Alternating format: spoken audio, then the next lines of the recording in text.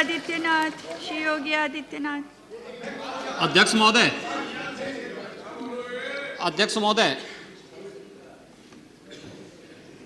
माननीय श्री मुलायम सिंह जी ने अभी जो बात यहाँ पर कही है और मुझे अच्छा लगा कि लालू जी आज उनका समर्थन कर रहे हैं। प्रधानमंत्री के लिए भले ही उन्होंने समर्थन न किया हो, लेकिन आज समर्थन कर रहे हैं, पता नहीं किस बात के लिए। लेकिन मैं आपके माध्यम से पूरे सदन का ध्यान आकर्षित करना चाहता हूं उन मुद्दों की ओर जो आज भी सदन की मर्यादा के विरुद्ध यहां पर बातें हो रही हैं और किस प्रकार से गुमराह किया जा रहा पूरे देश को। अयोध्या में 3 प्रकार की परिक्रमाएं होती हैं, पंचकोसी, 14 कोसी और 84 कोसी। और महोदया, उसी परंपरा के अनुसार 84 कोसी परिक्रमा देश के संतों ने प्रयागराज महाकुंभ के अवसर पर 10,000 संतों ने वहां पर तय किया था और उसी के अनुसार परिक्रमा का यात्रा का कार्यक्रम तय हुआ था। महोदया, मैं स्पष्ट कर देना चाहता हूं कि अयोध्या में श्री राम जन्मभूमि, जिस पर माननीय उच्चतम न्यायालय ने इलाहाबाद उच्च न्यायालय की खंडपीठ के निर्णय के बाद स्थगन आदेश दिया है, उससे 25-30 किलोमीटर दूर बस्ती जनपद के मखोड़ा नामक स्थान से, जहां पर महाराज दशरथ ने पुत्रेष्टि यज्ञ किया था, उस स्थान से इस परिक्रमा यात्रा को प्रारंभ होना था और विशुद्ध धार्मिक यात्रा थी। इसमें किसी राजनीतिक दल का कोई हस्तक्षेप नहीं था। बिल्कुल 200-250 संतों को इस यात्रा में चलना था और 13 सितंबर तक ये 20 दिन की यात्रा है। लेकिन जिस प्रकार से धार्मिक स्वतंत्रता के मौलिक अधिकार पर उत्तर प्रदेश सरकार ने प्रहार किया है, महोदय, पहली बार ये देखने को मिला है कि लगभग 2000 से अधिक संतों को गिरफ्तार किया गया है और पूरी तरह अपमानित किया गया है।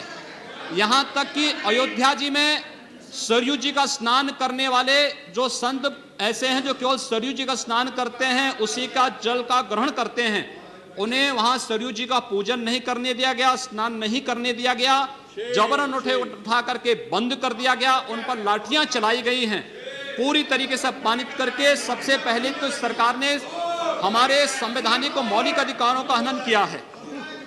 दूसरा, जहां तक स्थगन आदेश की बात है, मैं याद दिलाना चाहूंगा, इस देश के अंदर सेकुलरिज्म के नाम पर राजनीति करने वाले उन सभी दलों को 1994 में कांग्रेस नेतृत्व की ही सरकार ने सुप्रीम कोर्ट में एक शपथ पत्र दिया था और ये कहा था कि अगर तय हो जाएगा कि अयोध्या में विवादित तो जो ढांचा था वह ढांचा किसी हिंदू मंदिर या स्मारक को तोड़ करके बनाया गया है तो हिंदू भावनाओं के अनुरूप कार्य होगा।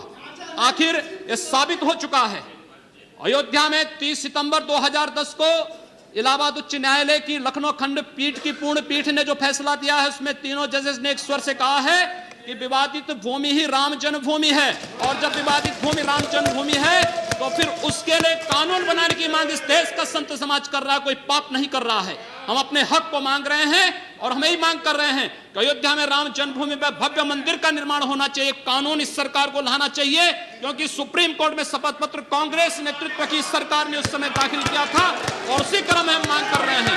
और संतों को उनके हकों से वंचित किया जा रहा है, उनके धार्मिक यात्रा को प्रतिबंधित किया जा रहा है, उन्हें अपमानित किया जा रहा है। और किस समाजवाद की बात मुलायम सिंह जी कर रहे हैं, किस संविधान की बात कर रहे हैं? ये समाजवाद है। स्वयं राष्ट्रीय अध्यक्ष हैं, इनके 2 भाई महासचिव हैं, इनका पुत्र प्रदेश अध्यक्ष है। कौन से समाजवाद की बात करते हैं? परिवारवाद की बात करते हैं। बेवकूफ बना रहे देश को, ये केवल देश को बेवकूफ बनाने का कार्य कर रहे हैं और बेवकूफ बना करके समाजवाद के नाम पर समाज को बेवकूफ बना करके सेकुलरिज्म की धज्जियां उड़ा रहे हैं। 30 दंगे उत्तर प्रदेश के अंदर हो चुके हैं महोदया, 1 वर्ष में 30 बड़े-बड़े दंगे। हर दंगे में हिंदू प्रताड़ित हुआ है, हिंदू जेल में बंद हुआ है और ये सरकार परंपरा की बात करती है। किस परंपरा की बात इस सरकार कर रही है?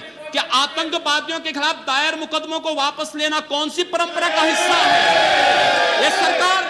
ये सरकार उत्तर प्रदेश के अंदर जिस प्रकार से सरकारी जमीनों को कब्रिस्तान के नाम पर आवंटित कर रहा है, कौन सी परंपरा का हिस्सा है?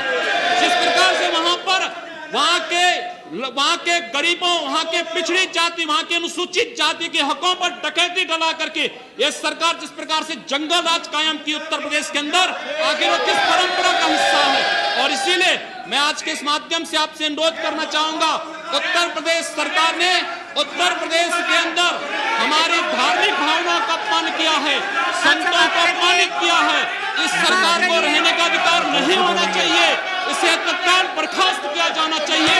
आपसे मैं ये अनुरोध करूंगा कि भारत सरकार से मैं ये मांग करूंगा, ये सरकार लड़ाने का कार्य कर रही है, यह केवल मुस्लिम जिहादी आतंकवाद को प्रश्रय दे करके, हिंदुओं को अपमानित करके संतों का अपमान करना चाहती है। और इसीलिए 84 कोसी परिक्रमा को इसने रोका है। महोदया, जितनी फोर्स वहां लगाई गई अब समाप्त उसका करिए। दशांश भी, महोदया, उसका केवल दशांश भी केवल सुरक्षा के लिए देखी 200-250 संत अपनी धार्मिक यात्रा को शांतिपूर्ण ढंग से निकालते। इस सरकार ने यात्रा पर रोक लगा करके उत्तर प्रदेश के अंदर 10 करोड़ लोगों को पीड़ित किया है, अपमानित किया है, उनको परेशान किया है। और यही नहीं, यह सरकार लगातार हिंदुओं को अपमानित करने का कार्य कर रही है। और इसीलिए मैं आपके माध्यम से अनुरोध करूंगा, इस सरकार को रहने का कोई अधिकार नहीं, इसे बर्खास्त किया जाना चाहिए।